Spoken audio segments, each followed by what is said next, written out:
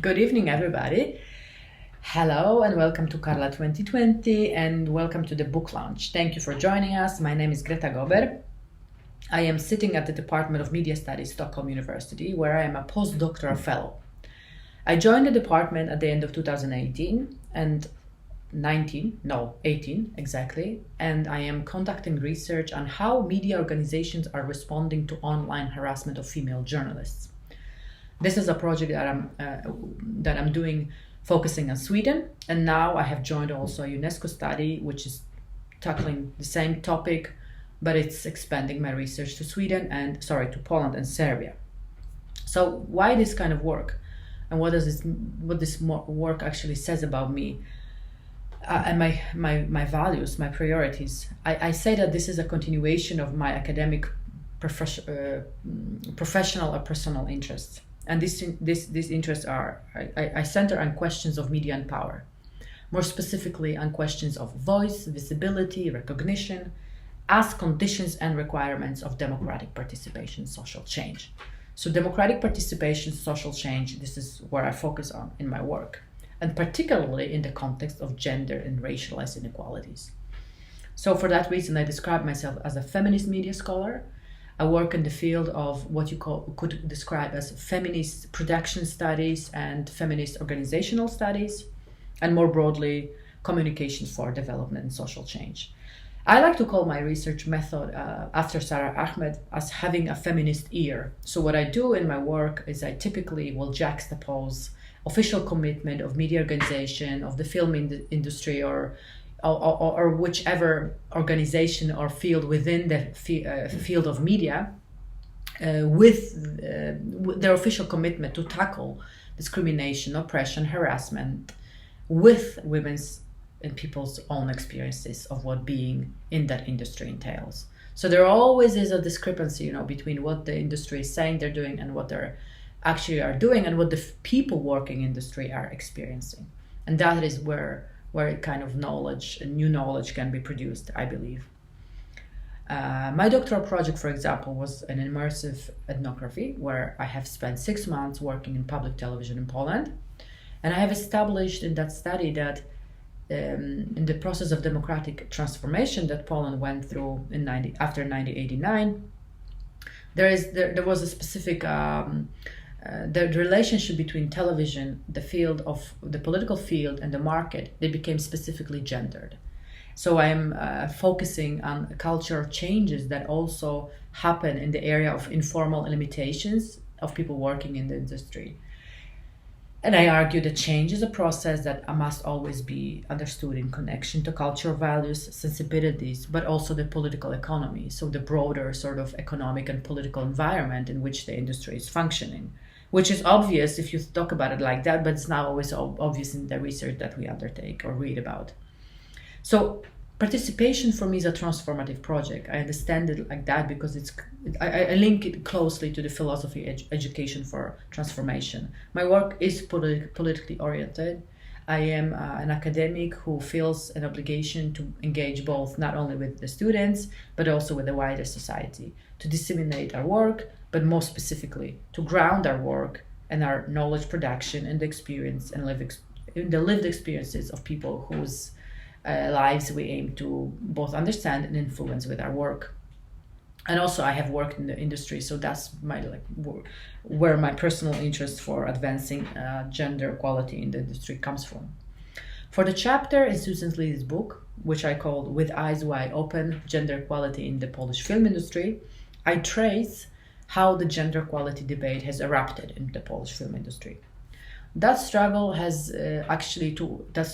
advance and formalize gender equality in the film industry in Poland started very recently, around 2014 and 2015. In 2017, there was an informal group of women working in the film industry formed. It's called Women in Film Poland, and it has been formed, and it's like reflecting a sense of responsibility and solidarity between women working in the film industry in Poland. This solidarity or group consciousness, that I call it, cannot be taken for granted, should not be taken for granted in a country that to this day really struggles with a negative image of collectivism. As staged emancipation of women, as many of you know, was for many years part and enforced by communist propaganda in Poland, when Poland was a communist state or satellite state of the Soviet Union. So voicing gender equality demands for a long time was seen in Poland as unpopular, old school, perhaps even embarrassing, and women avoided making such statements for various reasons, but also in fear of being branded a feminist. For example, the two women who have headed a Polish Film Institute for years, Agnieszka Odorowicz and Magdalena Sroka, they both felt it was important to publicly declare that they were blind to gender, right? But from 2016 onwards, this has started to change. And this is the reason for the title of my chapter. So the women that I have interviewed to inform this chapter, representatives of the Women in Film Poland group, they all talked about the process of opening their eyes and the need to express solidarity with each other. One of the participants, interviewees, told me about that the fog has lifted and the process of revolution has started. So this is in stark contrast to the gender blindness that for many years has characterized the Polish industry. And women who belong to this group, Women in Film Poland, they consciously now are building each other's knowledge about structural inequalities in the industry, and they attach political significance to this knowledge. So they initiated research, they got acquainted with existing statistics, they have organized numerous events, they have some formal, such as conferences and protest actions, some less formal as networking meetings, discussion in private social media groups, but all in one purpose in mind, to create that shared space where knowledge can be built and where women can learn about each other's experiences of what being a woman in the film industry in Poland entails. So for me as a researcher, this was a very interesting moment, exciting moment to follow, to capture. I'm very grateful to the women of film, to the Women in Film Poland group who have spoken to me, took their time to speak to me, to talk about their reasons behind their activism and reasons for joining this group. But I'm also grateful to Susan Liddy, who accepted the chapter as relevant for the book Women in the International Film Industry. So in the book you will be able to read, and my chapter you will be able to see a short overview of Poland's industry in regards to gender structure and distribution of national funds. But also I review shortly the initiatives that were organized to support women's involvement, and I present the context in which the group Women in Film Poland was born.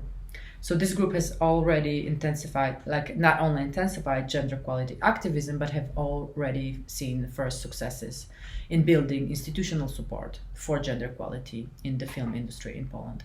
The struggle is nevertheless still very fresh, in a critical phase, dependent on many other contexts and aspects, particularly the political situation in Poland, but time will tell what the outcome of the struggle will be. I hope you will enjoy the book, and the chapter, and that you will find both interesting and informative, and that you will enjoy Carla 2020. And thank you everyone for doing the work that you're doing to advance equality in the media.